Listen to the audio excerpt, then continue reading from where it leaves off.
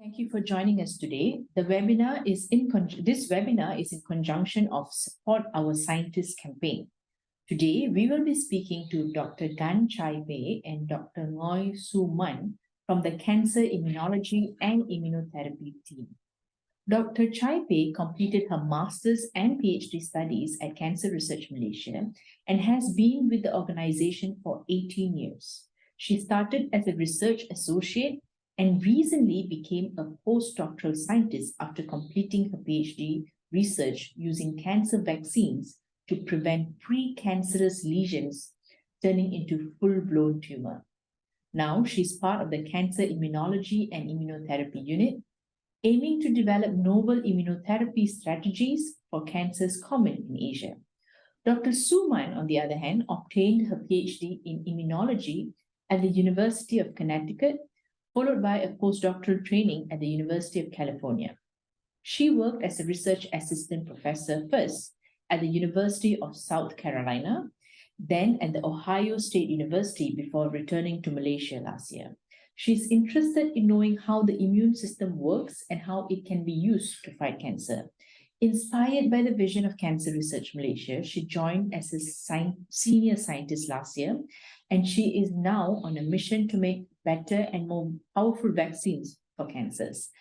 Hello and good morning, Dr. Chai Pei and Dr. Su Man. Welcome to this webinar. How are you all doing this morning? Good morning. Doing pretty good. Yeah, good morning. Looking forward to share some interesting facts with everyone. Okay, so I think everyone is eager to hear from the both of you all. So, Dr. Chai Pei, let me go with you first. Why did you join Cancer Research Malaysia? Yeah, so after completing my undergraduate studies, I actually developed a strong interest in doing cancer research. So while searching for a job in this field, I was fortunate to come across an opening by Cancer Research Malaysia, back then was known as Cancer Research Initiative Foundation, CARIF. They were actually offering a studentship program. So I thought, wow, this would be a very good opportunity for me to kind of embark on a career in cancer research, as well at the same time obtain a master's degree. So I tried and was really thrilled to be accepted. So yeah, that actually marks the beginning of my journey as scientist in cancer research. And I really enjoy working here because of the organization's strong support and teamwork, which I think are the key factors to stimulate innovative cancer research. Very nice. Thank you for your sharing, Chai Pei. What about you, Su Man? Why did you join Cancer Research Malaysia? Yeah, so I was planning on returning to Malaysia last year when I was still working in the United States. And I was asking around because it's really hard to find jobs online while you're overseas. And then my sister told me that, oh, there's this Cancer Research Malaysia, go look it up. Because she had a friend who used to work here. And I checked it out and I saw the projects. Said, well, I mean, this could actually fit my expertise. So I decided to just apply for it. And after speaking to the CSO at that time, Sue, I got to know this organization so much better. And I am, like you mentioned just now during the introduction, I'm pretty much very inspired by the vision and the mission to serve the local population in this area. And it doesn't hurt that it's really close to my home. Yes, yes. Yeah, so I applied for it and got the job. I'm pretty happy that I'm landed in this space. Yeah. I mean, just wondering, back in the States, were you also doing research on cancers as well? A little bit, but I'm mostly an immunologist. Okay. So I study infectious diseases, I study bacterial infection, the microbiome, and also cancers in general, like just how the immune system deal with all these different diseases. Yeah. Okay, so let me ask you, is it like T cells, B cells? They're very common vocabulary for you. Very common, and I can tell you more. Neutrophils, dendritic cells, macrophages. Okay, I think we are getting a bit too much of jargons. The audience will be thinking, okay, this is another science talk. Okay, so why did you become a scientist, Su Man? Maybe you could explain, because you explained you were in the States for some time and then now you came back, you're inspired by what we did. So it's very interesting to hear your story. So could you explain why did you choose to become a scientist? Okay, I think this one you might actually find it funny because when I was studying in Singapore as an undergrad, so my major is just like science, biochemistry. And at the time I thought that I would really be happy to just be a lab technician for the rest of my life, really, until I retire. But then after a few years of working, you just feel like, there's really not enough. Like I'm done like doing the same thing over and over again for like so many years. I want something more. And at the time, one of the subjects that really interests me is immunology. And unfortunately, immunology, the field of immunology was not very developed at the time at Singapore. So I just look overseas. And of course, United States is always like the best place to go if you want to go to like the forefront of technology. So I applied for grad school, and I would say that becoming a scientist is mostly because I have that intellectual curiosity. I want to know how things work. And hopefully along the way that I can figure out a better way, a more healthy way to live my life, and maybe, give advice to my own family as well. It's all life sciences, so it's Yes, the same. Thanks. What about you, Chaipe? Why did you become a scientist? Yeah, for me, I think I'm really inspired by the many advancements in medical sciences, whereby new drugs are being discovered and developed, which actually leads to better healthcare. And yeah, so therefore, I really have this, I think I echo to Suman, that I have this passion and curiosity that I want to learn more and to find, be able to find answers to the unknown. And I think these are kind of a common traits that scientists would usually have. So it's passion and curiosity, which actually will drive us to want to explore more. So but I think additionally, I'm also a very futuristic person because I believe that the advancement in medical sciences can lead to better healthcare and making the impossible possible. So, Chaipe and Suman, you spoke about why you became a scientist, and let me see. Yeah, why you became a scientist and what inspired you to become a scientist, why you joined Cancer Research Malaysia. But let's talk about, we always see the tip of the iceberg, what's at the top. Let's talk about the challenges that lie underneath. So, Chaipe, you want to go first? Maybe speak about the challenges you faced to where to become a scientist and where you're now. Oh, yeah. Okay.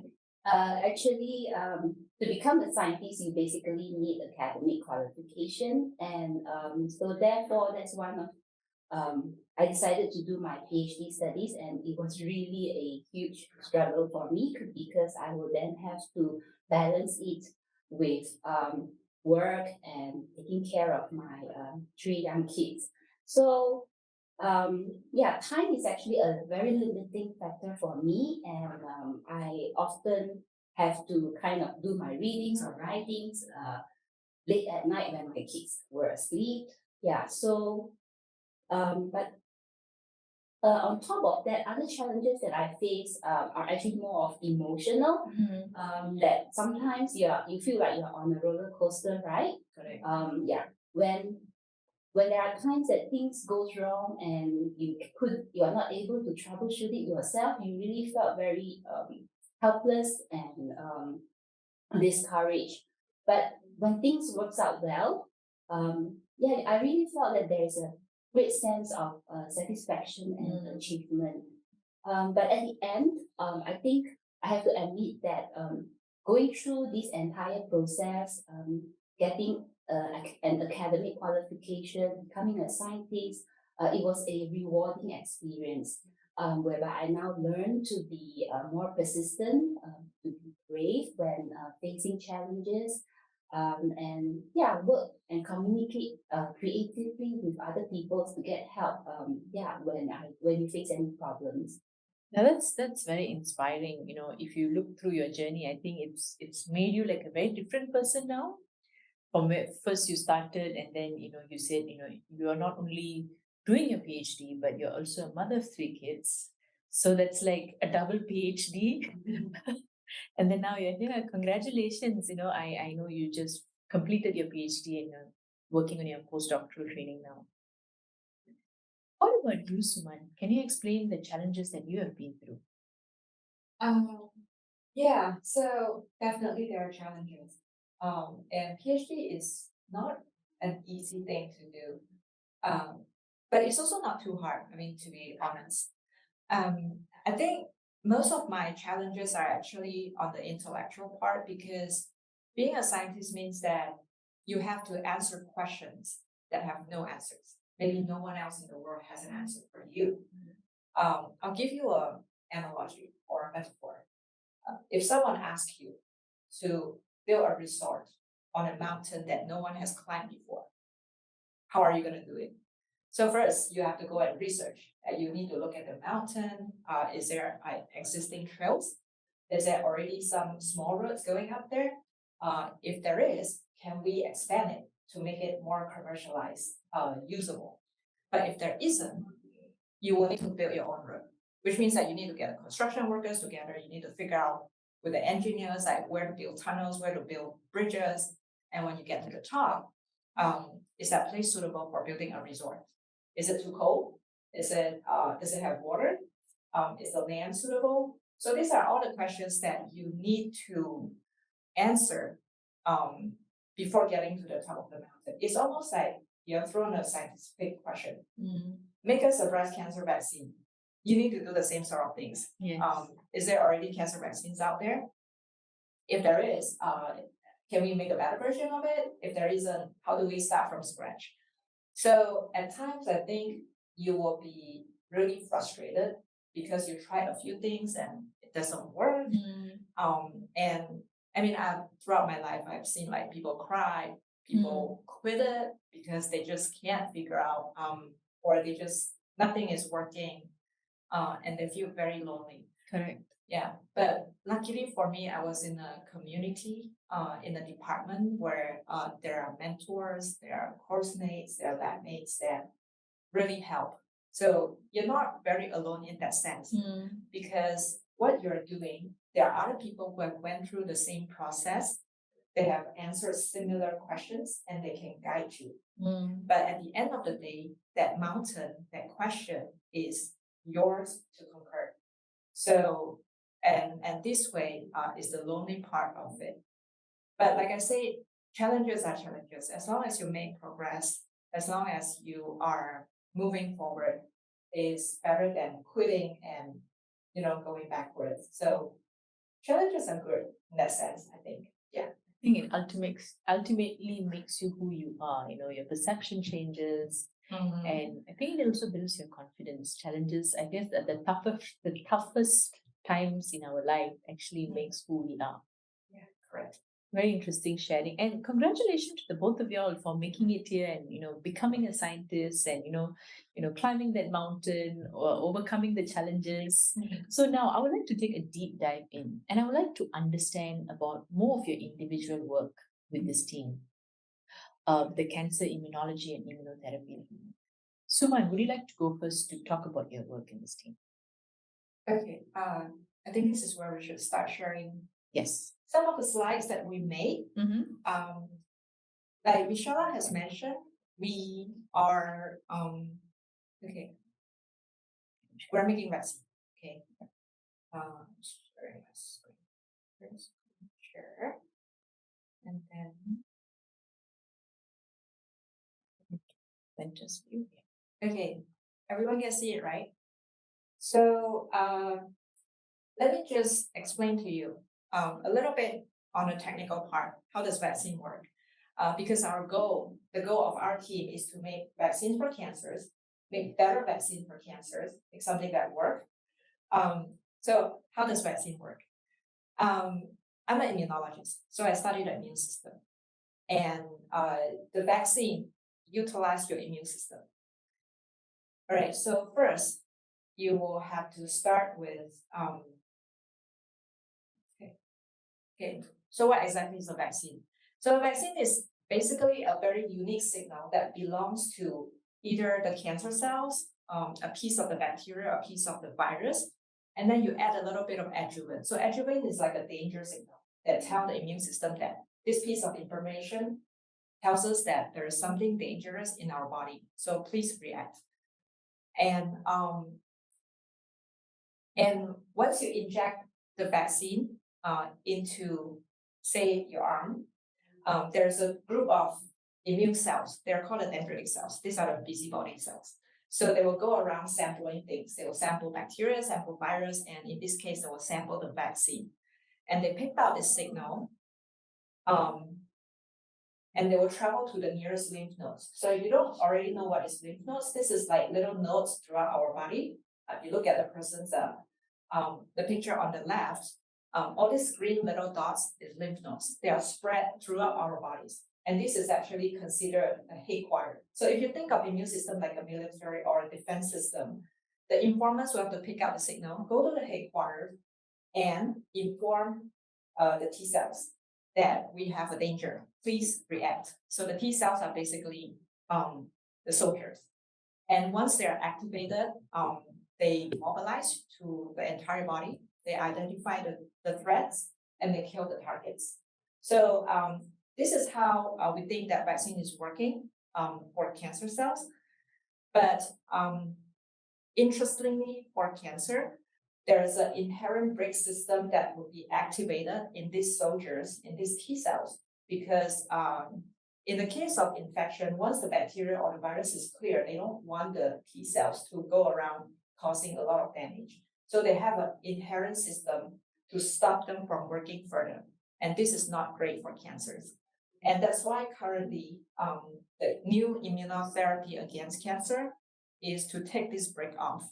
So all the drugs you heard of, like pembrolizumab, nivolumab, atezolizumab, these are all drugs that supposed to take the brake off of the immune system and allow the T cells to keep going to kill the immune cells.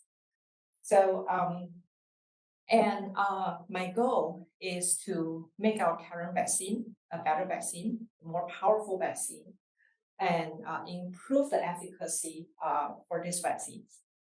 So maybe Chappie can continue with the next slide.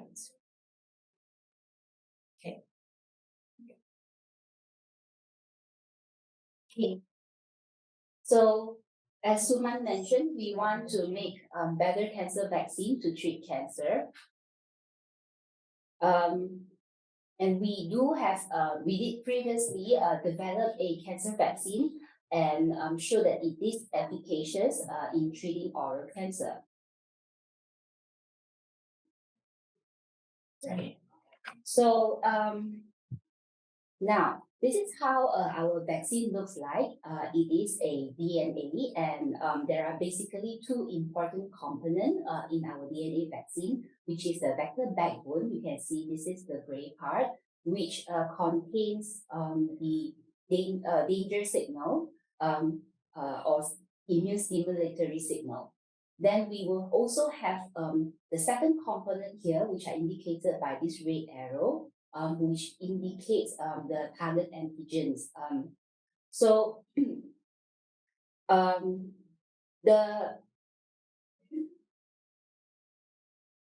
what we want to, in my project, what I wanted to do is that we want to be able to find more of these target antigens that are present on the cancer cells, so that we will then be able to administer these. It's not working. Okay, I'll take it. Okay. Yeah, it just takes like a really long time. Okay. So once we have a vaccine which targets multiple antigens of the cancer cells, we can then inject these vaccines into the body, whereby, like Suman mentioned, the dendritic cells, which are the informant, will now tell the soldiers, which are the T cells, to train up more with more skills and knowledge or weapons to be able to fight against your enemy, which is the cancer cells, because sometimes cancer cells can disguise themselves by expressing different antigens on their surface. So Once the troop of your soldiers are ready, which are the T cells, they becomes activated and they will then mobilize into the cancer sites and start to execute the killing, which are very specific, targeting towards only cancer cells that express the antigen. So therefore, toxicity can be minimized. Yeah, so So the end result is cancer cell die. And so Chai's project was actually just focusing on finding more of the target antigens. And then my project is to give more information to the immune system, which is the little circle of S over there, the stimulator. We can include like say protein A, B, or C, or D, and we will try to find out which of these is the more danger signals that can provoke your immune system more. So it's different components of the vaccine that we're working on right now. So you're just trying to target the vaccine, trying to see how the vaccine can work across everything, right? Is that safe to say? Because she's looking at one component, you are looking at one component. So you're trying to make sure that vaccine that if administered can work effectively. Yeah, it's just like better than just her alone or mine alone. Correct. Yes. So,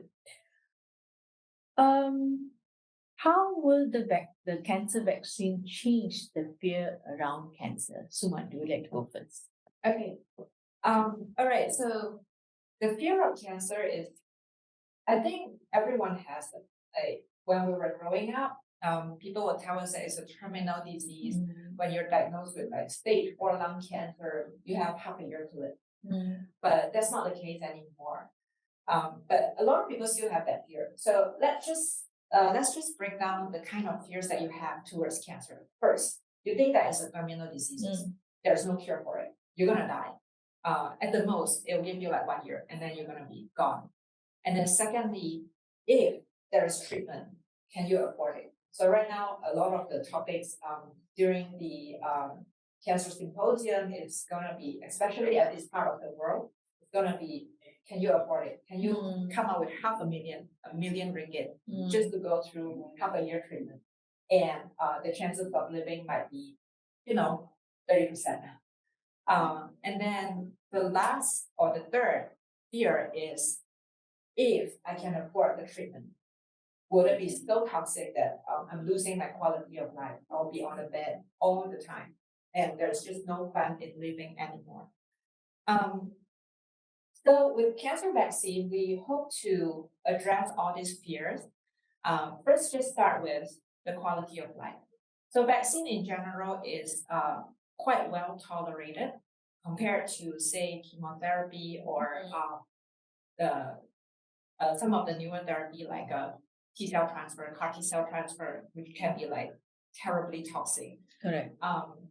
And also radiotherapy, it can be really toxic as well. But overall, the safety profile of vaccine is pretty good. And I would say that with when we go ahead and develop more vaccines, and we just hope that it's gonna improve the efficacy to the point that is comparable to all these other therapy, but not as toxic. So that's fear number 3. And I think there's a hope that vaccines can eliminate some of that fear. So back to fear number 2, the cost. So we all know that how expensive cancer treatment can be. Correct. Yeah. With the current immunotherapy, every single shot could be 20,000, 30,000 ringgits, and you have to do it for a few months. Correct. And I think with a vaccine, the way that we design the vaccine is that it's a DNA. So it's suitable, it doesn't really require cold chain transport. And manufacturing wise, it's going to be somewhat easier than or simpler than making antibodies and stuff like that. Just transport, storage, manufacture, it's going to lower the cost a little bit. So hopefully that will bring down the final treatment cost. And back to fear number 1. Okay, so is it still a terminal disease like any cancers? I think we have a lot more options now. On top of all the treatments that I've already talked about, we hope that vaccine will be an extra option for you for patients that just cannot tolerate the other treatments or just don't want to go through them, or they want something more powerful, then you can do combination therapy. Yeah. Yeah, I think thanks, Suman. I think you answered it very clearly. I know how would vaccine change the fear the fear around cancer, because like you said, if you look back 20 years ago, everyone thinks the moment they hear the word cancer, is the end of life.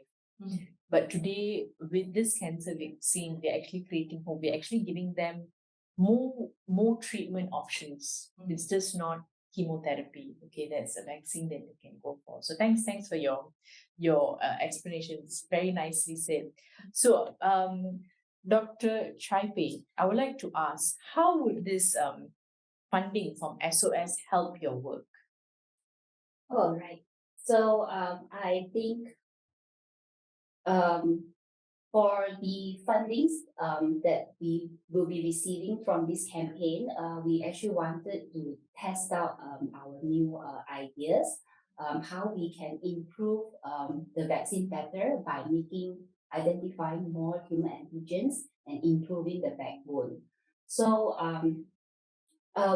for my part, I will be using this fund to enable me to use more advanced technologies such as next generation sequencing to explore more of these targets by screening through all the immune cells in cancer patients to see what are the targets that stimulate them the most, and hopefully some of these targets can then be developed into a cancer vaccine.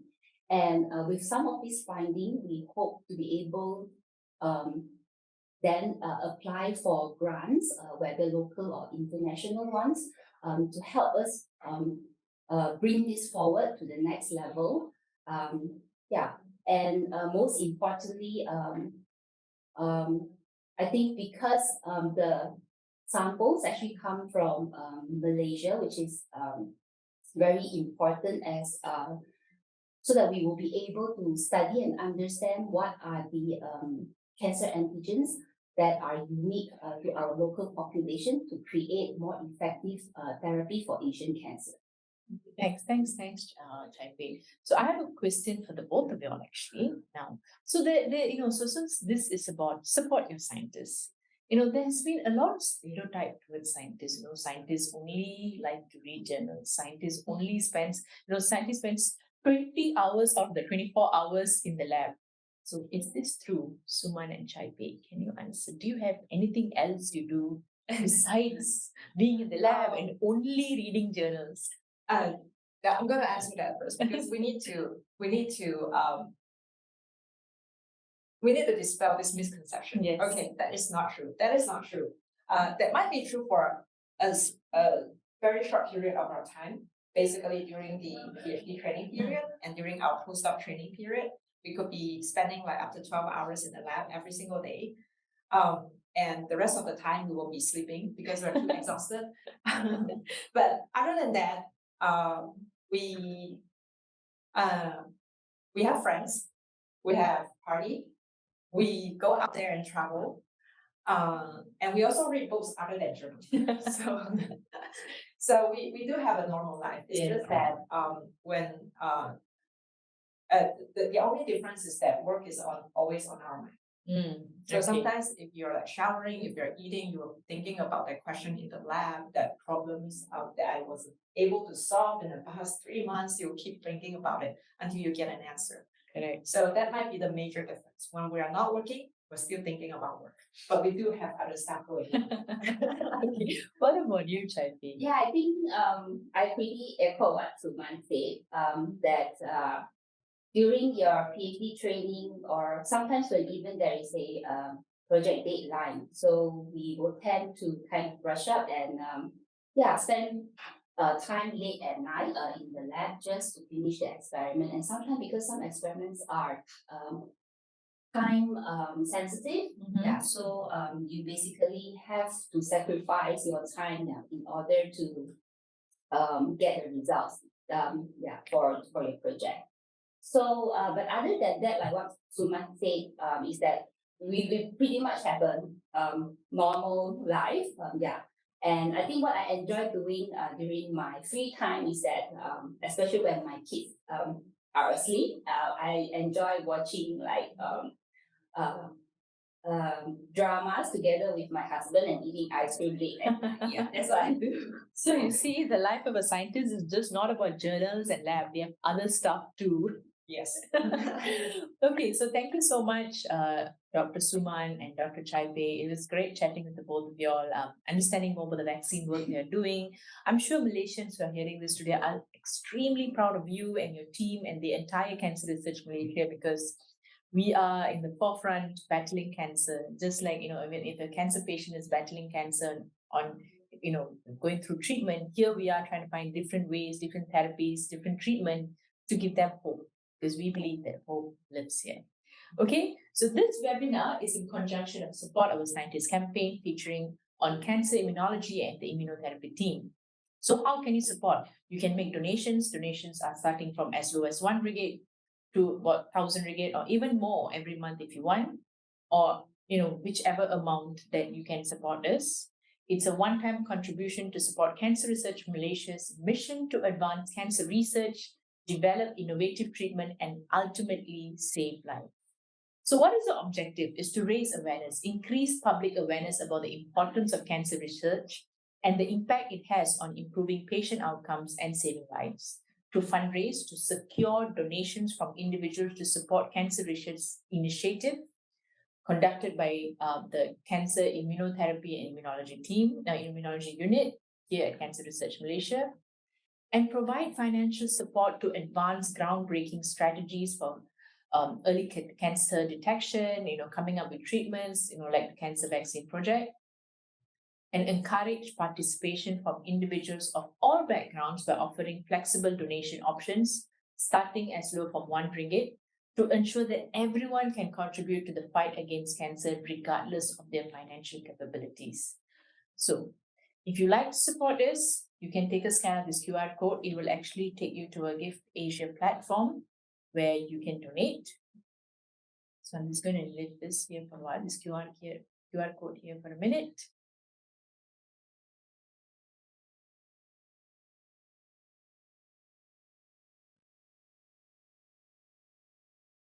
Okay.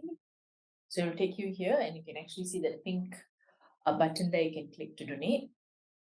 Also, we have other fundraising activities that is happening in throughout this year. So we have one coming up in June. This is in Penang. It's going to be happening in on Beach Street, Penang. It's a 3.5 km friendly run. It's called the Terry Fox Run. If you do not know who Terry Fox is actually a Canadian. He's no longer with us today, but he actually walked across Canada to raise the awareness of the importance of cancer research. So here we are currently doing the run in Penang this year. We are doing it on the 30th of June. So the funding that we get from the run is actually channeled to Cancer Research Malaysia. So with a donation of 50 ringgit, you actually get a T-shirt, the run T-shirt as well as a medal. Okay. And for International Yoga Day, we actually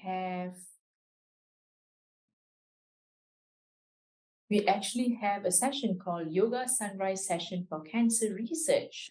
So you can donate and participate. One session is around 30 ringgit and two sessions is around 50 ringgit. It's happening on the 22nd of June at KL Tower. You can also take a screenshot of the QR code and join us. If you have any yoga enthusiast that's hearing us today, or you would like to try yoga for the first time, please join us. And last but not least, we would love to hear from you. We would like to know how the webinar today has gone, and do you like the topic? What other topics you like to hear? We have other teams here at Cancer, other research units here at Cancer Research Malaysia, and maybe you would like to hear from them. So do fill up this feedback form, and thank you everyone for joining us today. I am going to open up the floor to a 5 minutes Q&A. Okay, we do have questions. Okay. Has this vaccine undergone clinical trial? Is the vaccine effective against wait, the vaccine is effective against what type of cancer? Dr. Suman, would you like to answer the question? Yes, of course. So the current vaccine that we have right now is against oral cancer. And it has took our team like 10 years to develop. And right now it is is waiting to start the phase 1 clinical trial. It's not quite there yet, but so it has undergone all the preclinical studies and proven to be effective. It's just waiting to enter the clinical trials. Yeah. So just to add on to what Dr. Suman has said, what is stopping us? We already have very good results from animal studies and all that to show this vaccine is effective. And what is stopping us to go into clinical trials is the funding. So with funding, we hope to enter clinical trials as soon as possible. Okay. I have another question from another participant here. If I have a family history of oral cancer, does that mean I or my children should take the cancer vaccine, even though we don't have the symptoms yet? Because it's just a matter of when we're going to get it right. Any of you like to answer this? I think I can take Yes. that Yes. question. At the moment, the vaccine is actually not ready to be used in clinical setting. As Suman mentioned, that it is actually ready for phase 1 clinical trial for safety and efficacy. So, but if you mentioned that there is a family history of oral cancer, what I would recommend will be having a screening to be done more often, because the oral cavity, as you know, is very visible for clinical examination. And if there is any abnormal changes, you can actually catch it early. And even if it is just a precancerous lesion, with early detection, you can actually monitor it and prevent it from developing into a full-blown disease. Okay. Thank you, Dr. Chaipe. I have another question. If I'm doing immunotherapy and chemotherapy now, can this be taken? I think now the vaccine has not gone through clinical trials yet, so you can't take it. It's not out there. It's not approved by FDA, right? Yeah, so I can add to that. Mhm. Most of the cancer vaccines that is undergone clinical trials yet, not many has actually been actually gone onto the clinical space, meaning that it's licensed to use. So these are relatively new development or new technology in the field. So it's going to take a while. A lot of people are making different types of vaccines against different types of cancers, but you have to understand that it takes time, because you first have to prove that it will work, it's not toxic, and it will benefit patients that have no options or are already undergoing current treatment. So if you are already doing chemo and immunotherapy right now, and I think that's the best option you have right now, until one of these vaccines have obtained approval from FDA, then it will get pushed onto the clinics, clinical use. Yes. So whatever therapy they're doing now is currently the best that they have, Yes. right? Trust your doctor. They're Yes. giving you the best. Yes. How long did it take you to complete your studies in PhD? Did you do a master's also? Any of you want to answer? Yeah, I can. Yeah, they were different. So Yeah, you can share your case first. Sure. For me, after I did my undergraduate, of course, I did a master's first. So my master's, I think it took me around 3.5 years like that.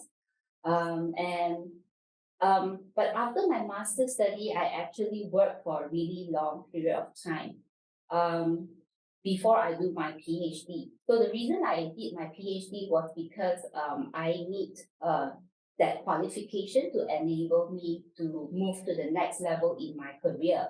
And for my PhD, it actually takes me around close to 4 years, but slightly a little bit more than 4 years to complete, simply because due to there is some limitation or inconvenience during the COVID pandemic. Okay. Oh, this is a very interesting question. Will the vaccine get halal approval from Jakim? Dr. Suman, you want to take this? how does it work over here? Yeah, I maybe can answer. Yeah, maybe you can Yeah. answer, 'cause So I think for the generation and development of our vaccine, so we assured that there is no animal source being used, when developing this vaccine. And we are also in mind because we are aware that the Ministry of Science and Technology, mostly, they are really looking into halal vaccines. Yes. So we want to be able to have compliance with that and move in line with the government's guideline. Okay, thank you. Thanks, Chai-Pei. Next question, any side effects for tongue cancer survivors, is it advisable to take it?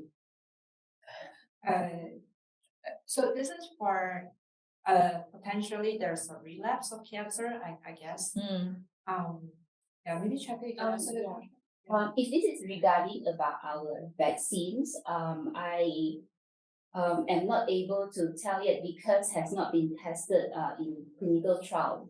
Yeah. At the moment, we are actually testing the vaccine in other cancers, such as liver, nasopharyngeal carcinoma, and we did show that for nasopharyngeal carcinoma, there are indications showing that the vaccine may be efficacious. Yeah. So nasopharyngeal carcinoma is actually better known as nose cancer, right? Yeah. Okay. How long will that be before the vaccine be approved? So how long will it take for the vaccine to be approved? I think it has to go to all the stages of clinical trials. There are 3 different phases of clinical trials, so each of them might be 1 or 2 years at least. So phase 1 is toxicity. Yes. You pass that, it's not too toxic. Then phase 2 efficacy, that's probably another 2 to 3 years. And the last phase is it comparable or better than the current treatment? So everything combined together, I would say the fastest is 5 to 7 years. 5 to 7 years. Yes, you just can't get away with this because you can't have a drug that is like, Not even though it's tested yet. effective, Yeah. but super toxic. Correct. Yeah, so you just have to go through the whole process. It's established for the benefits of patients. Yes. So the next question is, when will the vaccine be in the market? So I think Dr. Suman has already answered. It will take 7 years. So from the time we start clinical trials, we'll start clicking, the clock will start moving. Then 7 years from then, we hope it will go on, soon. Yeah. Is it only for patients? Okay, so I think this is a question about whether it can be like COVID vaccine, Yes. prophylactic, or is it a treatment vaccine? Yeah. So I think for cancer vaccines, it's gonna be mostly therapeutic vaccine, meaning that the first group of patients that would benefit or actually open to or have access to this vaccine is gonna be people that are already having the cancers. Yeah, it's unlikely to be prophylactic, like Given to the infectious mass disease. and all. Yes. Yeah. So there's no intention at the moment that we will give the vaccine to healthy individual to prevent disease. But I think on the other note, we can probably use it as a secondary or tertiary prevention, whereby if you have a pre-cancer lesion, we are actually investigating whether giving that vaccine at the pre-cancer stage can then intercept and prevent the disease from turning into cancer. Very cool stuff. So we have closed off our Q&A session now. Answered all the questions. So thank you, Dr. Suman and Dr. Chai-Pei. I was really interested in this entire vaccine topic because the vaccine topic is a bit hot now, if you know why. So thank you so much. I think our viewers have got a deep dive into the work that you do about the cancer vaccine project, and I'm sure they all know that we are waiting to go into clinical trials and we need the funding to go into clinical trials. So thank you everyone for your support. If you would like to donate, I've actually shared the links earlier, the QR code earlier. And we hope to hear from you. We hope to get your feedback, how the session went, and see you at our next webinar. Thank you everyone. Thank you Chai-Pei and Dr. Suman as well. Yeah, thank you everyone. Thank you.